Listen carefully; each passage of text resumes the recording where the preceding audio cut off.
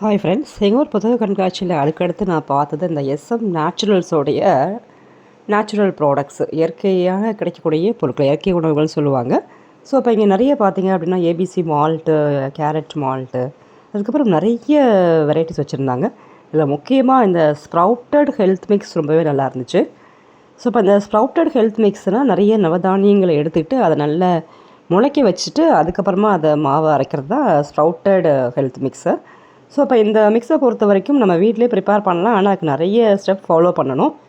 அது நம்மளாலாம் முடியாது. ஏன்னா நானே ஒரு வாட்டி அது போல் எல்லா நவதானியங்களும் ஊற வச்சுட்டு முளைய கட்டி வச்சுருந்தேன்.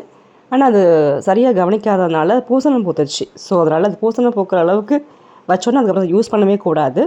அதுக்கப்புறம் தூக்கி போட்டுட்டேன். அதற்கு பதிலாக இங்கே நல்லாவே கிடைக்கிது. அதே போல் ஒரு கேனில் வச்சுட்டு அந்த ஸ்ப்ரவுட்டட் ஹெல்த் மிக்ஸை எல்லாருக்கும் கொஞ்சம் கொடுத்துட்டு இருந்தாங்க. ரொம்பவே நல்லா இருந்தது டேஸ்ட்டு. அதை பார்த்துட்டு நிறைய பேர் இதை பர்ச்சேஸ் பண்ணாங்க. நானும் அதை பர்ச்சேஸ் பண்ணேன். அதுக்கப்புறம்